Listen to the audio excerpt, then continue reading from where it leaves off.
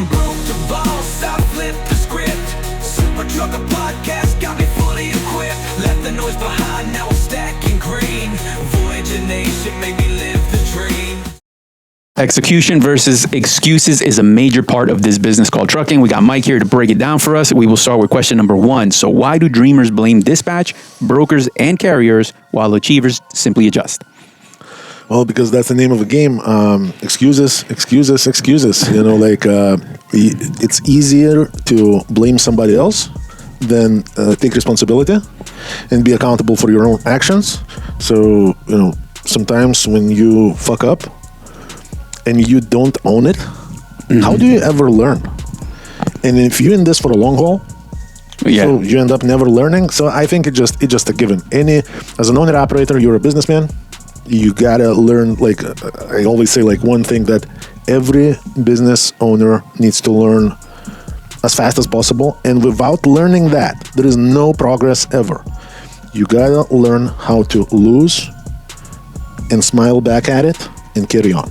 Yeah, I would say that for sure, rather than get caught up in when we talk about that blame game. Because everything else is just simply suicidal. All right, so even if you're talking about that, so that mindset and everything, so what actually separates an owner-operator who adapts from that one who complains? Because there's always something to complain about, but what's the real difference there? Well, just a mindset. And I think, again, the only way to succeed is to adapt. Complaining, I'm not saying, you know, like I can be bitching around a little bit about this issue or that issue. Sometimes. And how this is not fair and that is not fair. And it's okay. The less is better. And I'm not saying I'm never fucking bitching. I'm bitching quite a bit.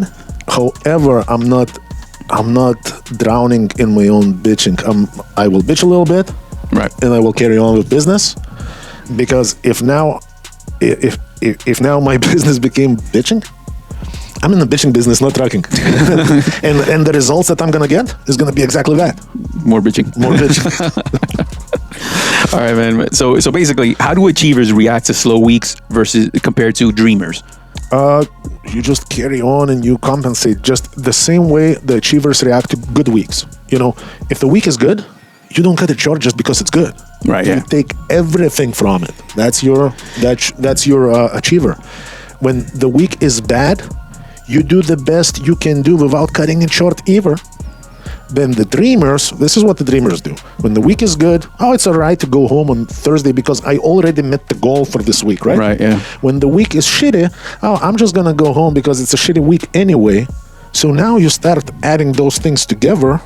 So let's say if your average is $2,200, take home every week for you to sustain in business, to feel strong, to keep food on your family table and everything else, right? If you're a dreamer, you always underachieving even when it's a good time. And if you're an achiever, you are getting more than your plan on a good week. Right. And you're still getting at least your plan's worth on a bad week. And every time you lose on a bad week, because those weeks exist too, you compensate as soon as you can. You don't just let it roll. No, I absolutely agree with that because you see a lot of guys who like, man, they cut their week short in the best moment as possible when the inertia and the motion is going, and that's when you can, do 2 or 3. Like, I would rather stay out to compound my money and plan for those rainy days, whether it be for maintenance or hell, even if 6 months later it's time for that vacation, because guys do need some time off.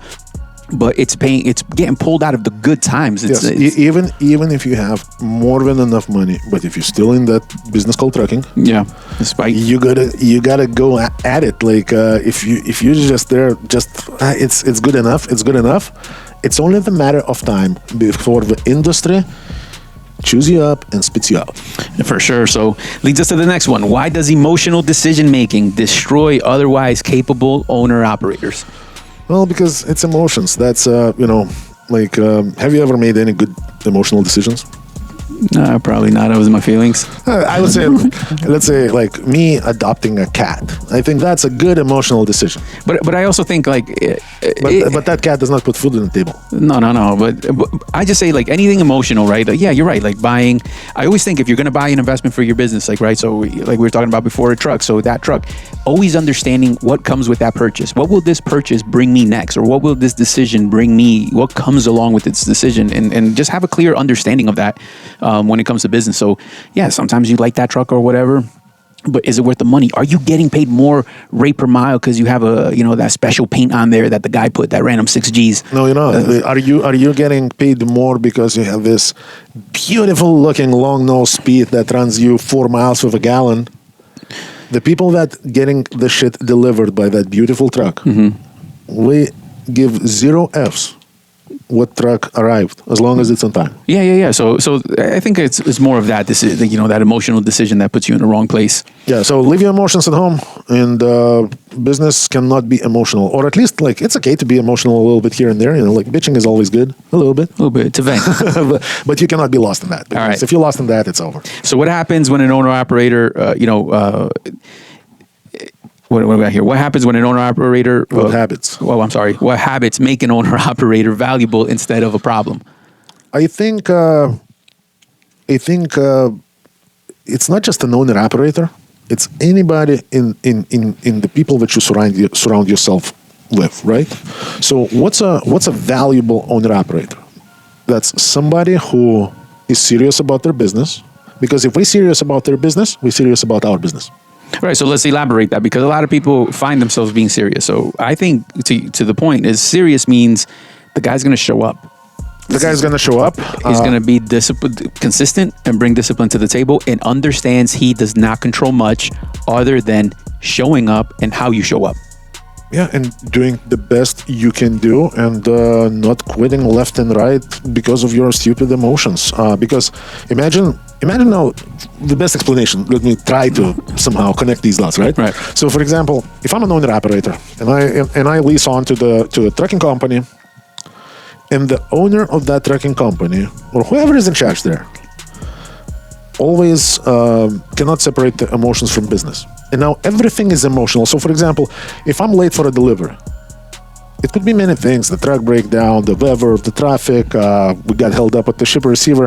Communication is a big thing. Right. But if I'm late, I didn't do this on purpose. I didn't do this just to piss you off. I didn't do this to burn the customer. I did it because that's trucking. That's what happened. But my work ethic will speak for itself. That means I'm never gonna be giving you bullshit excuses. Right. I'm never gonna give you like runarounds. I'm always, like, for the most part, I will be probably 95% on time delivery. If I pick up a load, I deliver a load. If there is any issues that my truck is experiencing while on the load, I'll deal with that. And I'm expecting the company play ball with me on those issues. Now, if you're dealing with emotional company, so every time you're late, there is a problem. You are evil because you did that. Let's say, whatever else is the case. Let's say you can't come out on Monday because, the repair that was supposed to be finished on Friday didn't get finished. The parts did not arrive, or the wrong parts arrived. But that's going to happen very rarely. Yeah. If I'm that guy every single time, if every time I told you I'm going out on Monday, it turns into Tuesday or Wednesday, and it's never Monday. Right. It's no longer value, it's just liability. Yeah, because it's almost like, okay, so what, the rates kind of drop a little bit and the company just closes till better rates show up. That too. Like, what is that? or perhaps, owner operators do that a lot. Oh man, the rates are shitty. I'm just going to stay home and think about life. Okay, well, what is the, now imagine the emotional company. The emotional company says, all right, so we're going to send number of dispatchers on the, unpaid leave because our, owner operators were taking their sweet time off. Right? Yeah, right.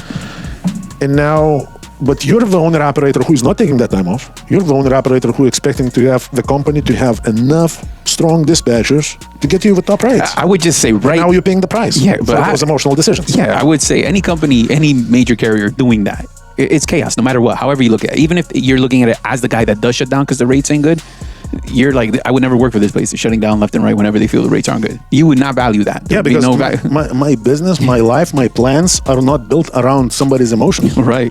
And just because it's not good enough for you, what if it's good enough for me?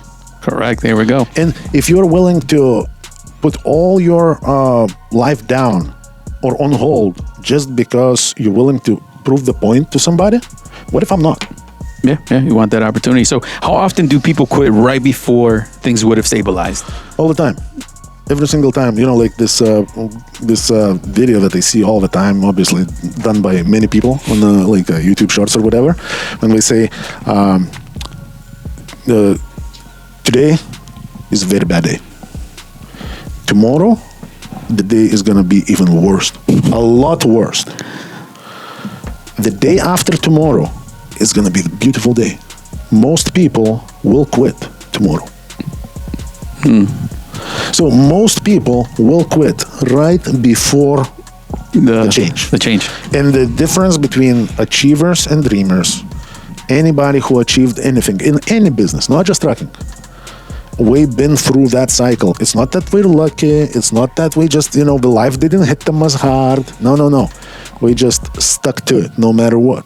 Yeah, no matter what, no matter how shitty it is.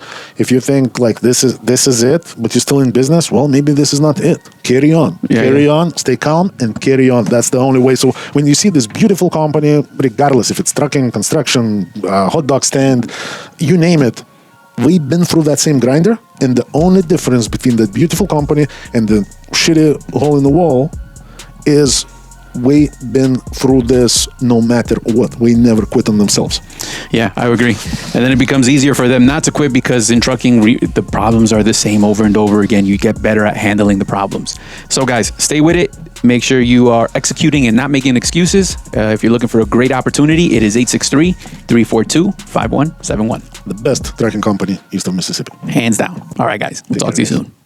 Operators looking for the best business owner opportunity, look no further. I got all the programs that are going to make you successful. Everything to operating from 2 different fuel cards, top of the line trailers with a maintenance program that is unbeatable, to plates, insurance, you name it, we got it. All you got to do is give us a call, 863-342-5171. Learn more and get started.